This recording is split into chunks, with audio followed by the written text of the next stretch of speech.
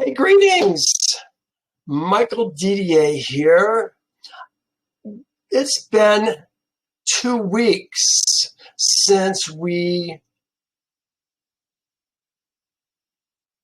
were listening to what's going on here in Genesis and Yasher. Last week we did kind of a special thing for the Ten Commandments, an introduction to the Ten Commandments, which I'm putting up on Rumble and YouTube now. And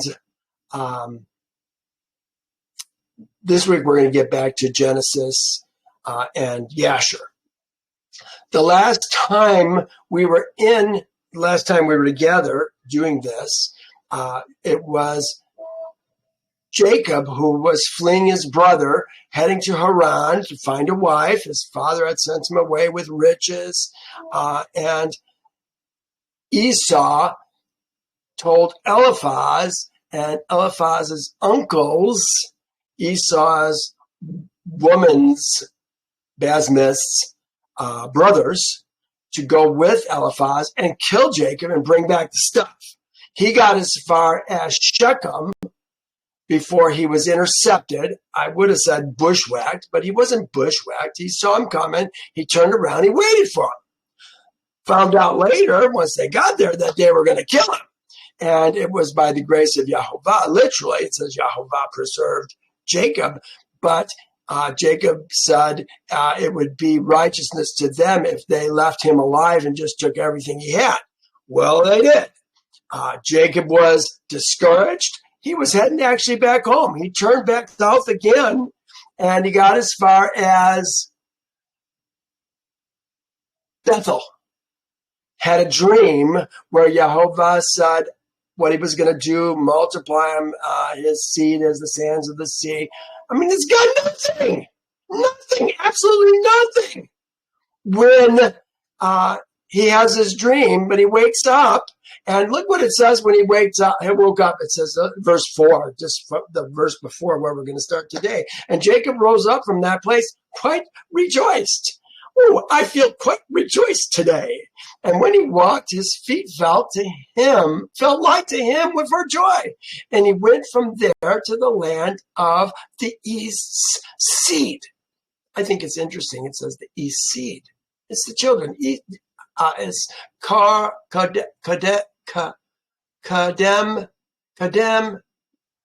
B'nai, the east seed.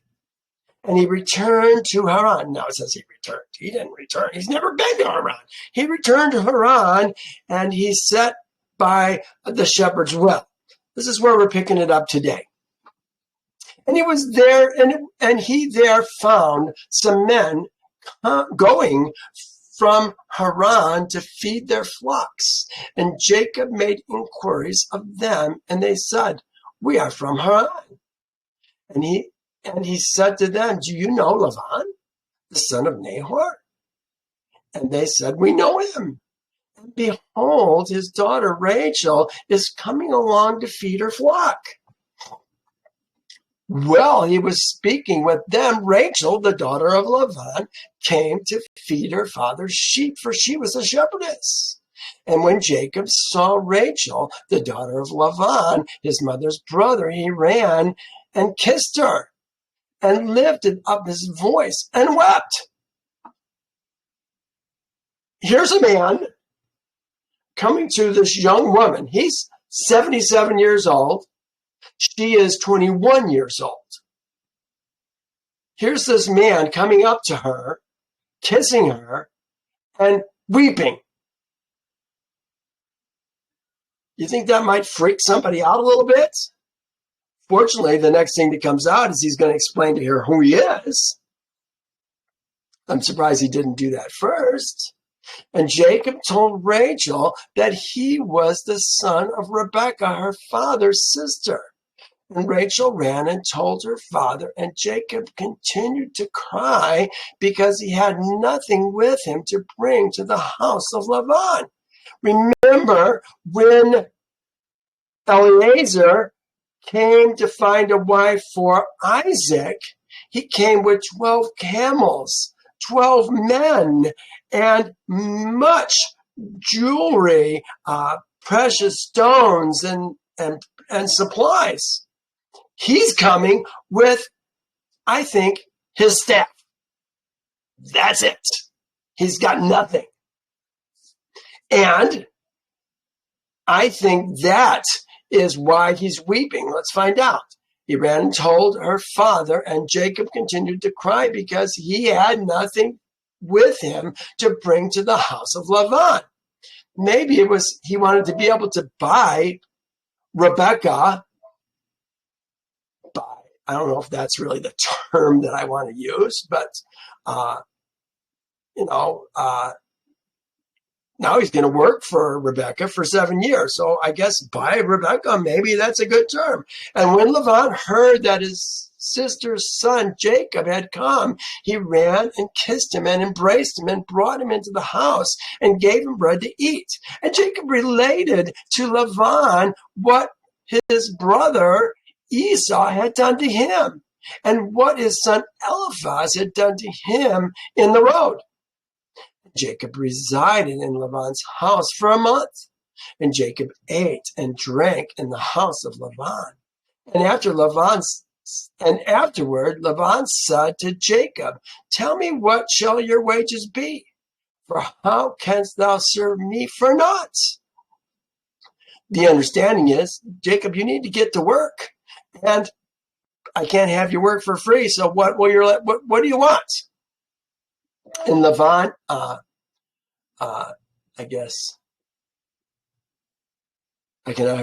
Laban had no sons, but only daughters. Hear that? We heard about these daughters being born in Yasher. Here, let me go here. Let's see, when were the daughters born? Do I have a link to that? How old were they? Shem died. Twins are born right here, 56. He was 50. Oh, well, duh, of course he's 56. There's a 56-year difference between them. So he was 56 when the twins were born. Timelines. Got to have timelines. They just help you put things together so much.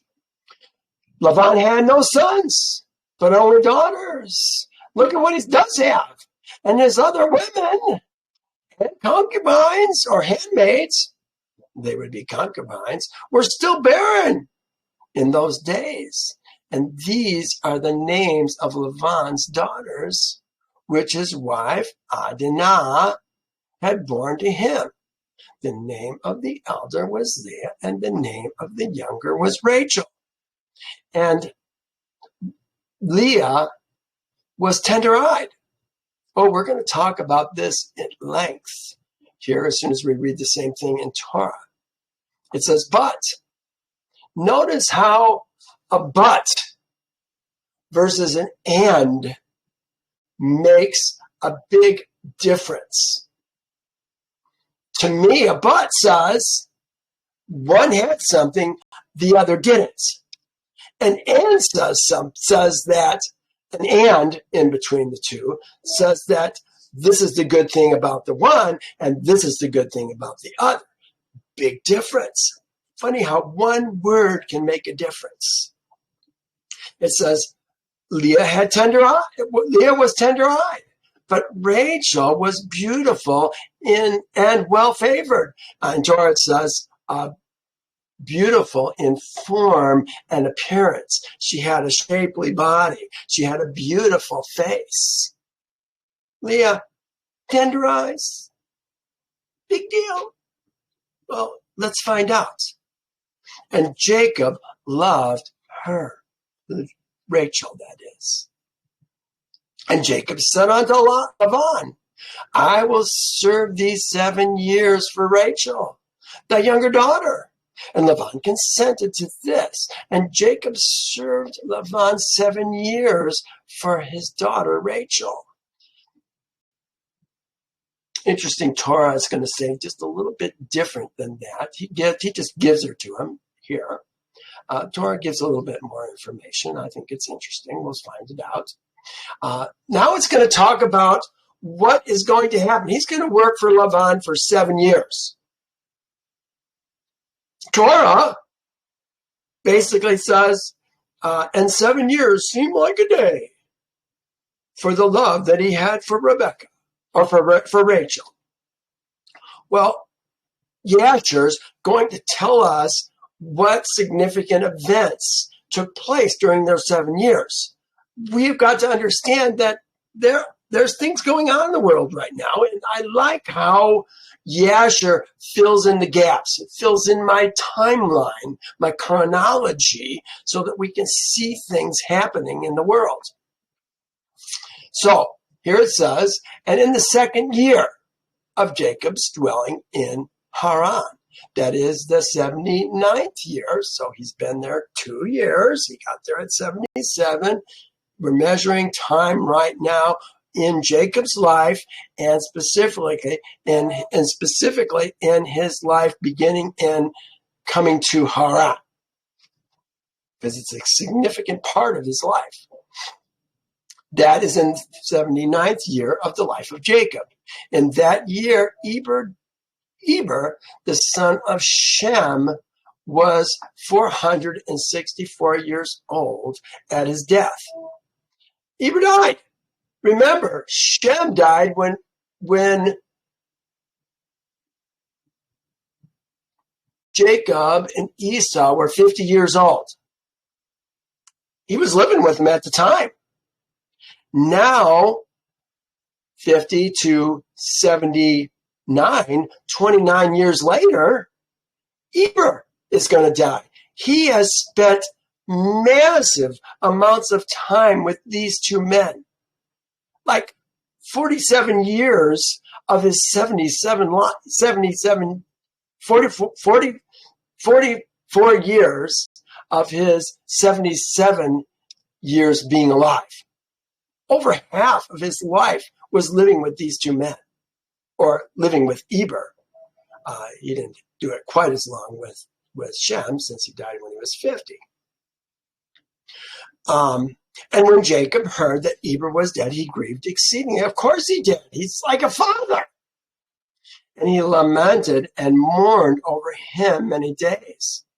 Now look at this. In the 3rd year of Jacob's dwelling, he's now 80, in Haran, Bathmeth, there's so much confusion, the daughter of Ishmael, the wife of Esau, bore him a son, and Esau called his name Raul. Once we get to chapter 36 of Genesis, we don't have to talk about this anymore. There is massive confusion over Bathmeth, and who's bearing whom. When we see that Bathmeth and Adah are the same person. And in another spot, it says Bathmeth bore somebody and somebody else bore Raul. Oh my gosh, Eliphaz. Bathmeth bore Eliphaz and Adah bore Raul. It's crazy. And to say that Bathmeth is the daughter of Ishmael is yet another faux pas that we see. Let me show you my notes here. I said this entire verse is messed up. Bathmeth and Adah are the same person. And when Esau, this is 29, I think we're in chapter, I forget what chapter we're on here. Maybe it's 30 or 31.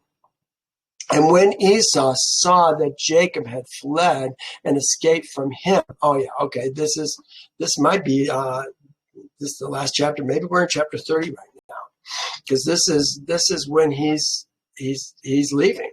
Jacob had fled and escaped from him, and Jacob had cunningly attained the blessing. So this isn't the birthright.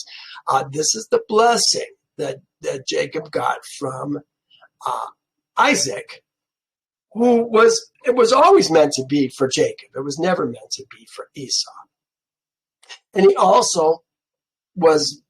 he was also vexed at his father and mother. And he also rose up and took his wife, this is the wife that he got when he was 40, Yehudith, and went away from his father and mother to the land of Seir. And he dwelt there, and Esau saw there a woman amongst the daughters of Heth, whose name was Basmath. So we already read in Torah that he got Judith and Basmath when he was 40 years old. That is not the case. He got Judith. Now he's getting Basmath at 63 after his brother got the blessing and his father sent him away. No. Yeah, after his father said 63. No, 63, blessing. Yeah, 63. Jacob didn't go to Haran. He went to Eber's house, and he was in Eber's house from 63 to 77. That's what it was, 14 years. At that time, Esau was mad. He felt bad. And he left his mom and dad, went on a hiatus to Edom, Seir.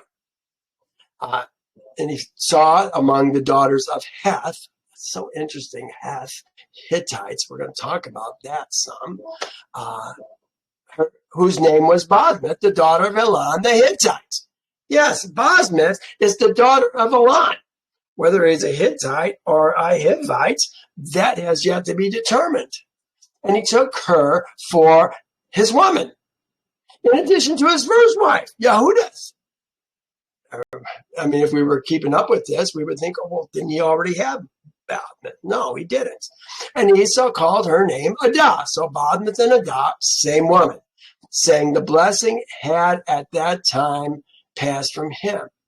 Basmath is not the daughter of Ishmael. Makalat. It's. Oh my gosh, we've got to learn these things. We're going to show you that in just a second. When Esau was, this is what it says in Torah. When Esau was 40 years old, he took as wives Judith, the daughter of Bari, the Hittite, and Basmath, the daughter of Elon, the Hittite. So Basmath is the daughter of Elon. No doubt about that. Whether it's a Hittite or a Hivite, I don't know for sure. So she's the daughter of Heth. If she's the daughter of Heth, maybe that has it. We'll see. Now look at my other note. Also, Esau saw that the daughters of Canaan did not please his father Isaac. Remember, he took Yehudith at 40. He's taken Adah at 63. Now at 77, he heard his father, remember Jacob came back. He heard that his father had sent Jacob away to find a wife because he said, I don't want you to take a wife from Canaanite seed, a woman from Canaanite seed. And so he heard that, and now look what's happening. So Esau saw that the daughters of Canaan did not please his father Isaac. So Isaac went to Ishmael and took Makalat, the daughter of Ishmael, Abraham's son, the sister of Nebaioth, to be his woman in addition to the wives he had. She's his third wife. Now Jacob went out from Beersheba and went towards Haran. So there's Makalat, the daughter of Ishmael. This is saying Basmath is the daughter of Ishmael. You know, is this confusion on purpose? Or, and I think this is the case, because it's Esau's seed, Esau's wives, the writers of Torah don't really care. They don't care. Doesn't matter. He's nobody. That's my thinking. They're just not careful. They're just not careful. They didn't search it out. Here's another one. This is Yasher this time. And remember, Yasher already told us once that Basmath was the daughter of Ishmael, not Nebaioth's sister. Here's 29. Then he went to the house of Ishmael's uncle, and in addition to his older women, Yehudith and Pathnet, who is Adah, took Makaat, the daughter of Ishmael, the sister of Nebaioth, for a woman. One more verse. This is Yasher 36. Oh, so we're further on in 36. We must be in chapter 36 right now, because I think this is coming ahead of us. And these are the generations of Esau that were born in the land of Canaan. The sons of Esau were 5. And Adah bore Esau his firstborn Eliphaz. That's true. Now it says, and she also bore him Ra'ul. And Alibama bore him Yaush, Ya'alam, and Kor. I put it in red. Adah did not bear Ra'ul. He didn't. We're going to find out who did in just a second. So, 3rd year, he was 80.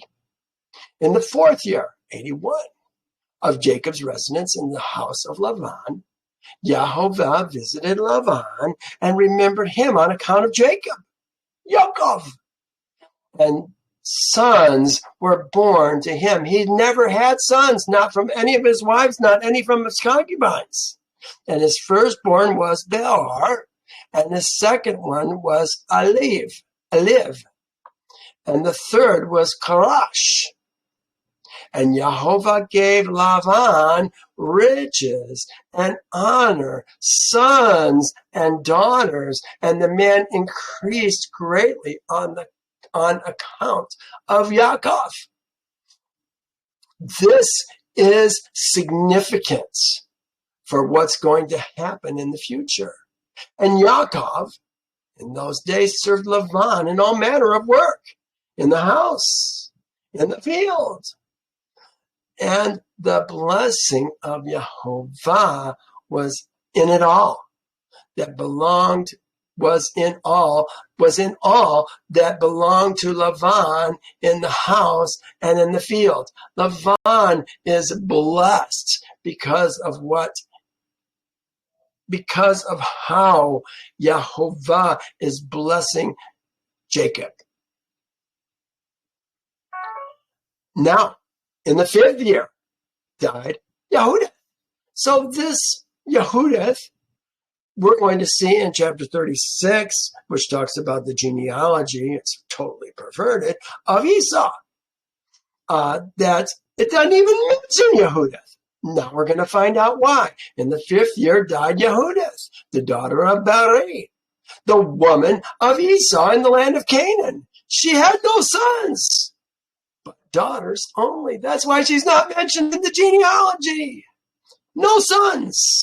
And these are the names of the daughters which she bore to Esau. The name of the elder was Marzit, and the name of the younger was Puit.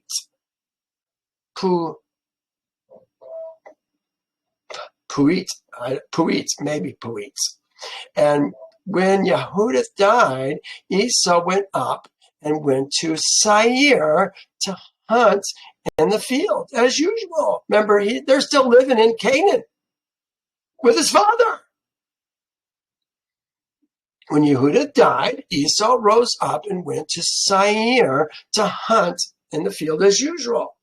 And Esau dwelt in the land of Seir for a long time. How long did he dwell? At least a year, I think. Maybe a little bit longer. He's, what are they now? 5th year. They're 82 years old. Well, here's some notes. This is the land of Seir. Seir is known as the Kori, Ha-Kori, the Korites. Depending on how the Hebrew is transliterated, it's called the Horites or the Korites. They're the same, the son of Hor, son of Hor, son of Hivi.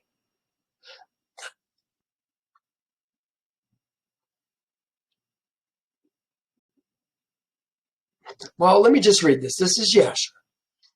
And we've read this before when we were talking about the sons after the fall of the Tower of Babel, how they were dispersed. This is part of that discussion.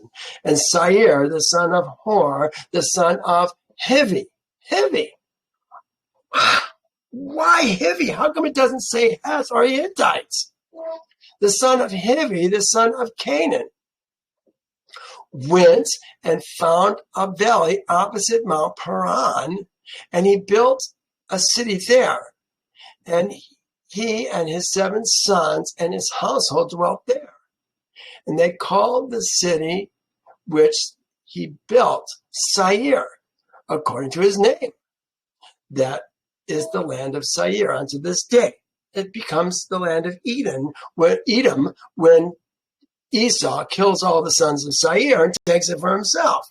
So when it talks about Ha-Kori, we're going to see where it says Ha-Kori here just a little bit more, but here it is, Ha-Kori. It's actually backwards. This is the Ha here. For some reason, when I post Hebrew in here, it reverses to Hebrew, but you have to read the Hebrew opposite of what you would normally read the Hebrew. It says Ha-Kori. Now it says in 30, and in the 6th year, Esau took a woman in addition to his other women, Ahiblama,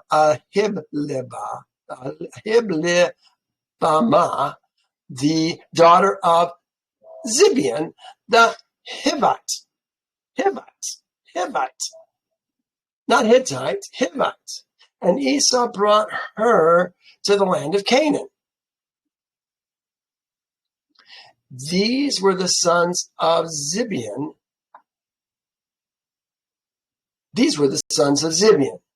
Both Ajah and Anah. This was the Anah who found the water in the wilderness as he pastured the donkeys by his father Zibeon. We're going to see that later on. I probably would have skipped it, and I think I have skipped it in past years because it seems so outrageous. We're talking about men with hoofs, horse, maybe half horse, different crazy animals. Nowadays, we're hearing about the deep state and what they're doing, putting one kind with another kind to come up with some abomination. Makes me wonder, how long has that actually been going on? Horat. Really? Kori. That's what it means, Kori. Again, it's all in the transliteration. Seems to be used synonymously with Hivite. With Hittites. So is a Hivite and a Hittite one and the same? I don't know. Here it says Kor is transliterated as Hor. Kor is where the word Korite or Horite comes from. It's hard because the vowels and even the consonants change depending on who is transliterating it. In the context of a Korite in this context, Korite is also a Hivite. I think I got 2 is also a Hivite. But all Hivites are not Korites. In other words, Hivi was kind of the generation, and Korites, Hor, the sons of Hor, are called Korites. Horites, Kor, sons of Hor, are Korites, but their grandfather was a Hivite, who is a daughter or a son of Cain. Got to put it all together. But from time to time, Esau would go and see his father and mother in the land of Canaan. Esau intermarried with the Horites, the Korites, and he gave his daughters to the sons of Seir. Listen to this. He gave his sons of Seir the Horites. All right. I think I just figured out my confusion. We'll see.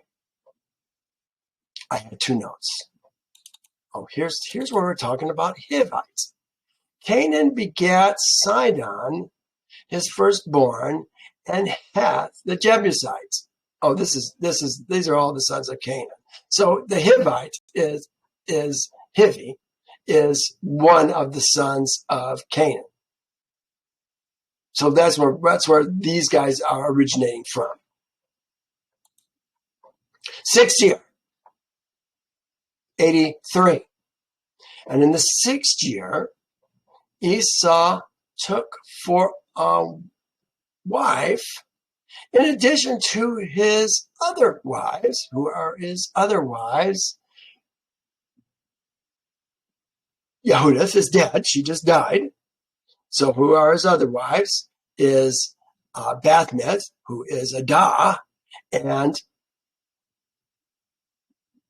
Makalat, the daughter of Ishmael. Took the daughter of Zibeon the Hivite. Now, this says Hivites.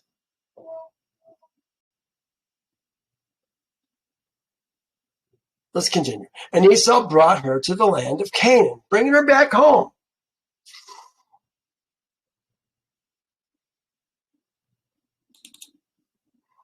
These were the sons of Aholibamah, Esau's wife. Yaush, these are the ones we just hear. Here they are right here. Yaush. They say Chief Yaush, Chief Ya'alam, and Chief Korah. These were the chiefs who descended from Aholibamah, Esau's woman, the daughter of Anah. I thought Esau's woman is the daughter of Zibeon. This is the daughter of Anah. Again, strange things going on in Esau's lineage. And Esau brought her to the land of Canaan. What does this one say? Oh, there is a Zibeon here. Look at these are Seir's seed, the Horites, the Korites, who inhabited the land. Lotan, Shabo, Zibeon, that's what we're talking about right now. There's Anah. These are the chiefs of the Horites, Seir's seed in the land of Edom.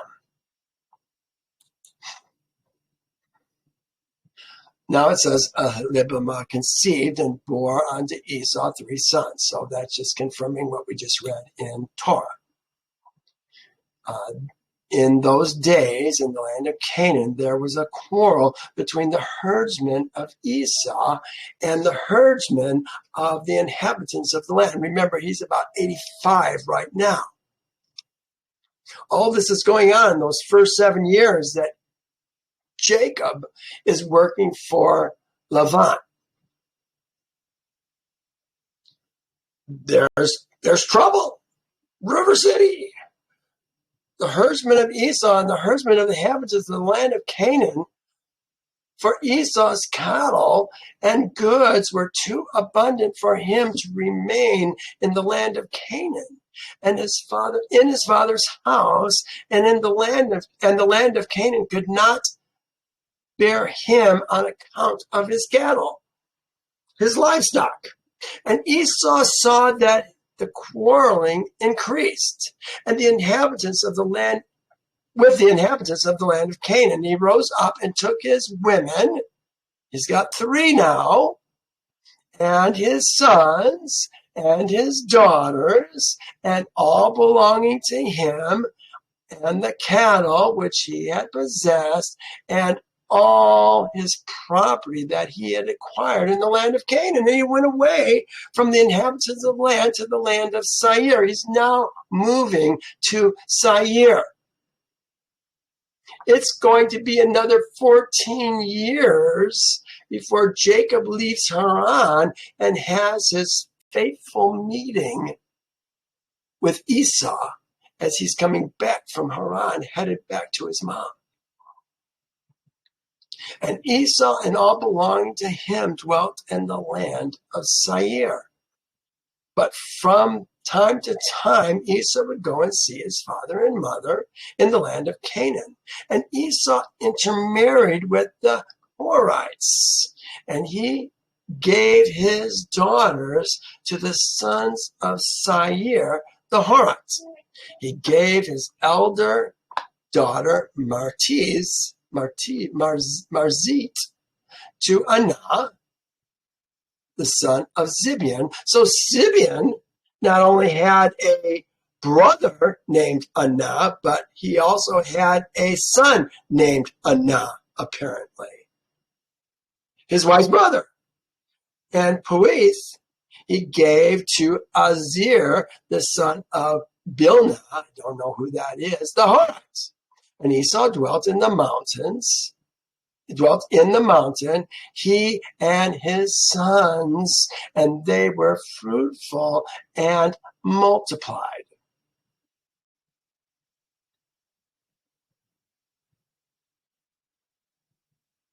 We've kind of gone over that. We don't need to do that again. So now it's telling us to go to Genesis 29. Let's go there. This is where we're going to finish up today. This may take a little while. Where are we at a time? 2 o'clock. I really want to get through this. I'm sorry. We just have to. Now Jacob heard the words of Laban's sons saying, oh, no, this is not what we want to be. We want to be in 29. So Jacob went on his journey and came to the land of the east's seed. This is B'nai, here it is right here, B'nai Kadem, B'nai Kadem, the east seed. I almost say the east seed's land. Came to the east seed's land. And he looked and saw a well in the field, and behold, there was 3 flocks of sheep lying by it. For out of the well they watered the flocks. A large stone was on the well's mouth. Now all the flocks would be gathered there, and they would roll the stone from the well's mouth, water the sheep, and put the stone back in its place on the well's mouth. And Jacob said to them, my brethren. Why brethren? The word that we're using here right now is Aki, my brother. This says my brethren. But why would he call these strange men brethren? Especially in light of the next question. Where are you from? I was just kind of like, hey, bro, where do you hail from? Is that what he's saying? Where are you from? And they said, we are from Haran. And he said to them, do you know Laban, the son of Nahor? And they said, we know him. So he said to them, is he well? And they said, he's well. And look, his daughter Rachel is coming with the sheep. Yes. And in fact, that's his daughter right there. But they said, we cannot. No. Then he said, look, it is still high day. It is not time for the cattle to be gathered together. Water the sheep and go and feed them. In other words, don't waste your time. Water the sheep so they can go back out and get some more food. He knows how to take care of sheep. He's a shepherd himself. But they said, we cannot until the flocks are gathered together. And they rolled the stone from the well's mouth. Then we water the sheep. So they waste a lot of time waiting for the guys to come, so that apparently there takes more than one person to move this stone off the well. We're going to see Jacob's going to do it by himself, it sounds like. Then we water the sheep. Now, while he was still speaking, let me move this up. And I should turn this on too. Now, while he was still speaking with them, Rachel came with her father's sheep, for she was a shepherdess. And it came to pass when Jacob saw Rachel, the daughter of Laban, his mother's brother, and the sheep of Laban, his mother's brother, that Jacob went near and rolled the stone from the well's mouth. Jacob did it, and watered the flock of Laban, his mother's brother. Now, it's not like he's just running up to Rachel and kissing her and crying. He's got some interaction first. It says, then Jacob kissed Rachel and lifted up his voice and wept. You have to ask. If you don't know, the question we should ask is, why is he crying? Why is he weeping? And Jacob kissed Rachel and lifted up his voice and wept. Why is he weeping? Well, this is what we just read, was because he had nothing to bring to the house of Laban. And Jacob told Rachel that he was her father's relative and that he was Rebekah's son. So she ran and told her father. I hadn't really thought about this. He's Rebekah's son, but he is Laban's relative as well. We're going to talk about that in just a moment. I kind of forgot about that. He's related on both sides to Rebekah. So she ran and told her father. Then it came to pass when Laban heard the report about Jacob, his sister's son, that he ran to meet him and embraced him and kissed him and brought him to his house. So he told Laban all these things. Again, what things did he tell Laban? Well, here it is here. And Jacob related to Laban what his brother Esau had done to him and what his son Eliphaz had done to him in the road. Why is he telling him? Because I don't have anything to bring. I'm penniless. But now look what Laban says. And Laban said to him, surely you are bone, and you are my bone and my flesh. My bone and my flesh. I put it in pink. Sometimes when I see things like this that are questionable, I put it in pink. I don't know what to do with it. But when I thought about it, look what it says. I said, what? This makes no sense at all. They are related. Laban is Jacob's uncle on Rebekah's side, and I don't even know what he is on his father's side. You tell me. Here's Nahor and Abraham. They're brothers. Laban and Isaac. They're cousins. Jacob to Laban, what is he? If it was Isaac's brother, they would be his uncle, but this is Isaac's cousin, a second cousin uncle? I don't know.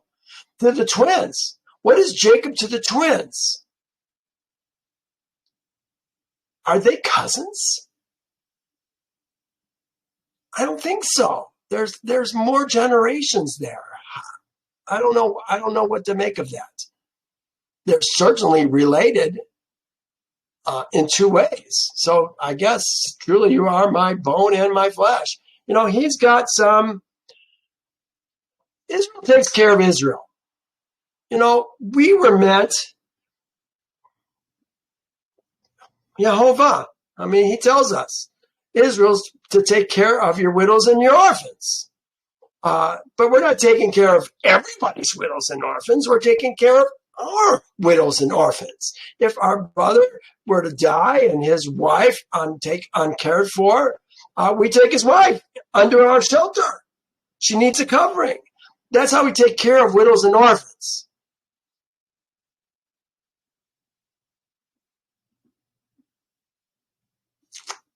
He's saying, you're one of us.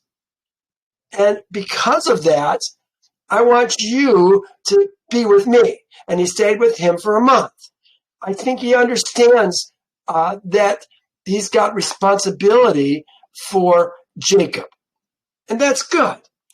It says, then Laban said to Jacob, because you are my relative, there you are, should you serve me for nothing? Tell me, what shall your wages be? Well, he already knows. He has only been there for a very short time, a month. Now, listen to his answer. And Laban had 2 daughters. The name of the elder was Leah, and the name of the younger was Rachel. Now, look what it says about Leah. And I've spent some time with this. It says Leah's eyes were delicate. But it says, but. And I put that in pink because it doesn't say but. It says and.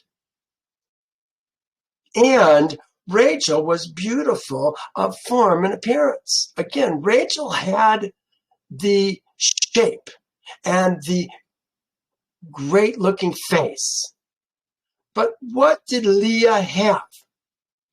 I think by having a but here, it contrasts saying that Leah had something undesirable and Rachel had something desirable. Look at how it's translated in other translations. Leah's eyes were weak, but Rachel was beautiful in form and fair to look upon. Do you see it? Leah's eyes were tender, but Rachel was beautiful and well-favored. Leah's eyes were clouded, but Rachel was fair of face. This is what the but does. It contrasts. Instead of comparing and saying, like it says here in the Hebrew Roots Bible, and the eyes of Leah were weak, but they use and. Rachel was beautiful in form and beautiful in appearance. Here it says, literal translation, and the eyes of Leah were weak. And Rachel was beautiful in form. So they do a better job with the and versus the but they still have weak. Here in Young's literal translation, it says the eyes of Leah are tender. Better. And Rachel has been fair of form and fair of appearance. I think that we're trying to give the strengths of both of these women. Could it be that Leah's eyes were delicate, kind, thoughtful, had depth of character? Here's eyes. And is the word. We have two words that we're looking at. And this one right here, arak. Here is and. It says the eye reveals the heart of a person. A wellspring or fountain as the eye of a ground, like a spring. It's talking about a spring coming out of the ground. This is the eye that we're talking about. Not talking about Rachel's eyes. We're talking about Rachel's appearance. Talking about Leah's eyes. I think there's more going on here. When we talk about rock, we're talking about tender, soft, gentle.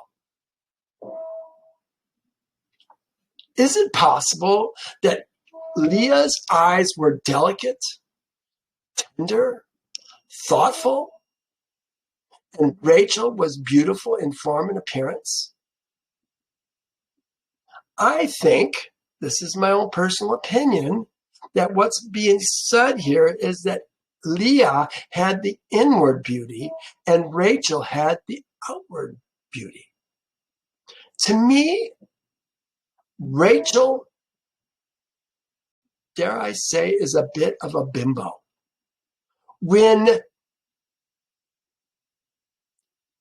Jacob and his family is going to leave Egypt at 84, 91, 97 years old. Rachel steals her father's idols and hides them in her saddle.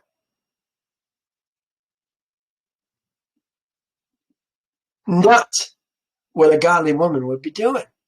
I think it's interesting. She didn't have children for a long time. She finally got one. She got the second one and died in childbirth. Is it possible that Leah had the inward beauty and Rachel had the outward beauty? I think it might just be. You decide. Now Jacob loved Rachel. So he said, I will serve you 7 years for Rachel, your daughter. And Laban said, it is better, listen what he says, it is better that I give her to you, family, just like they gave Rebekah to family for Isaac, than I should give her to another man. Stay with me. Keep in mind, this woman is 21 years old right now. He is 77 years old.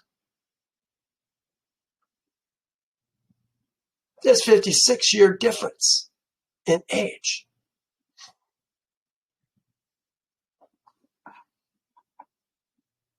So Jacob served 7 years for Rachel, and it seemed only a few days to him because of the love he had for her. All that we covered today in Yasher brings us to this point. The time that he is going to get Rachel.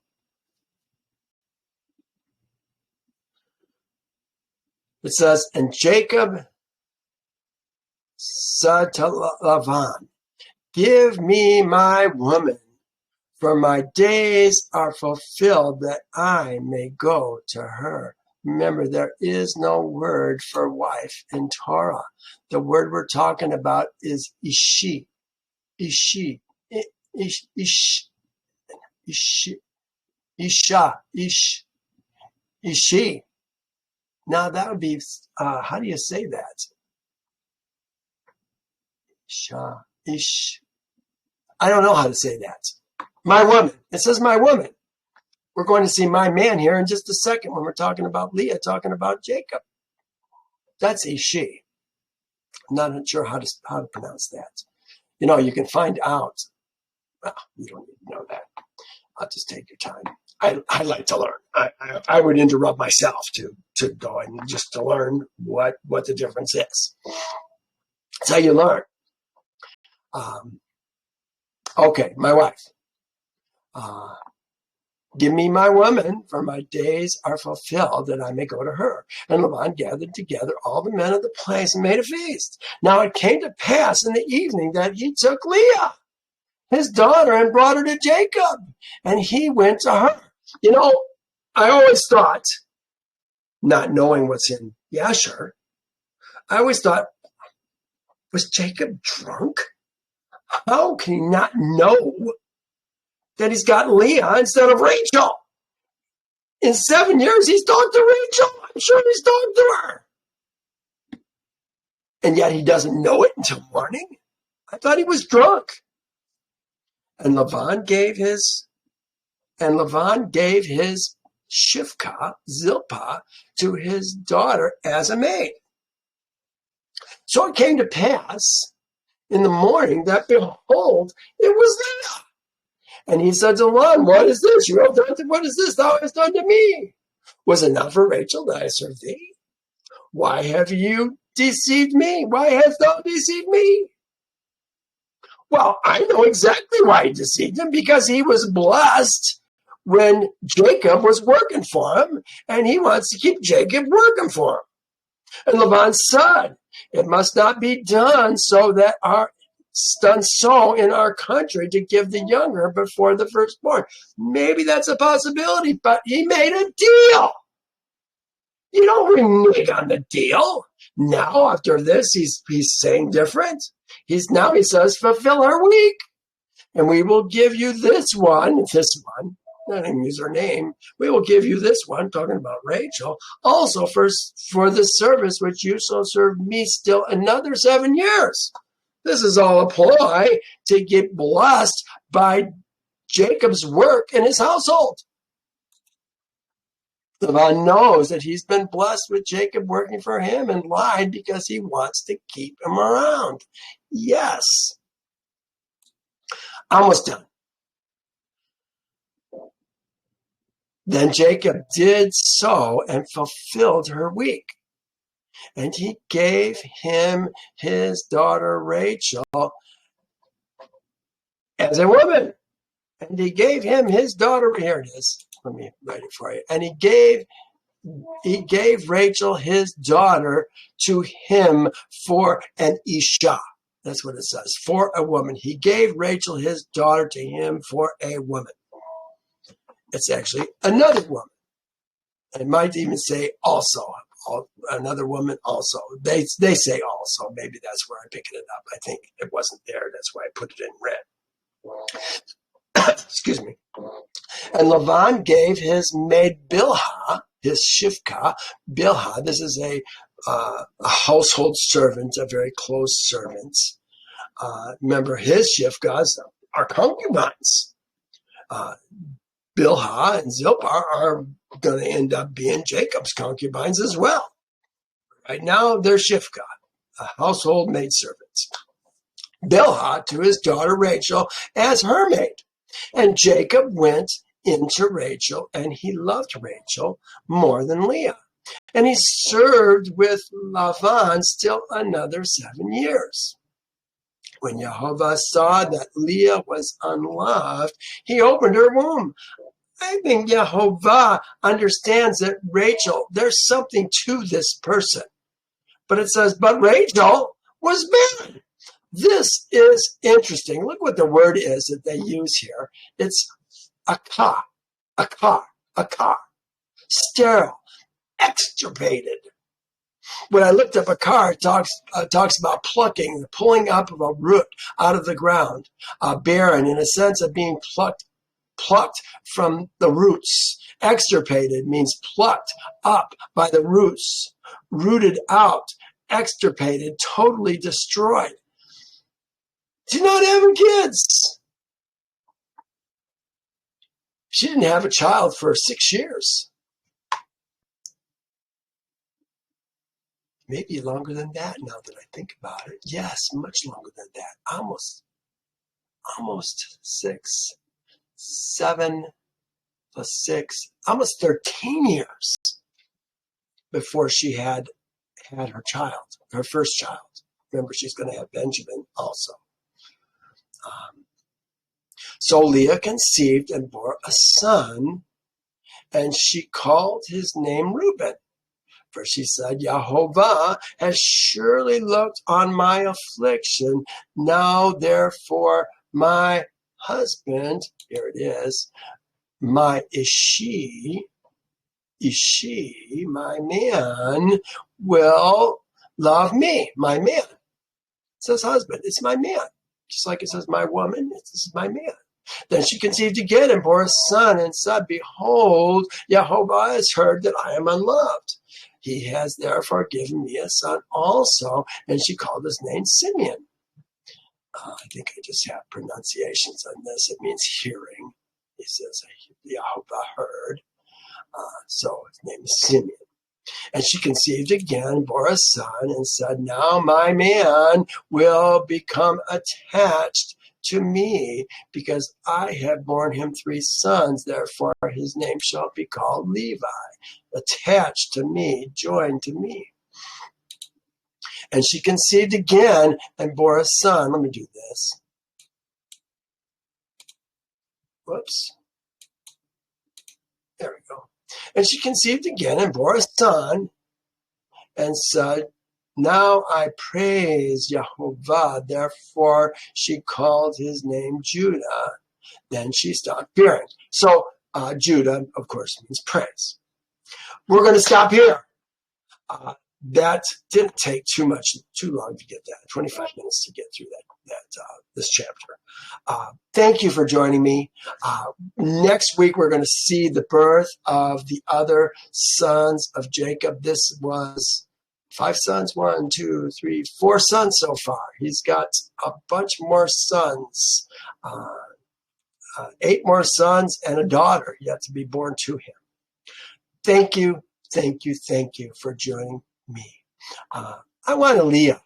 I'd like to have a combination of the both, really, a pretty woman and a deep and understanding and thoughtful woman, one who bears and brings up joy in her life for me and for my family. Well, we'll see you next time. Yehovah bless you. Bye now. Oh, no, I stopped sharing. Stop recording. There we go.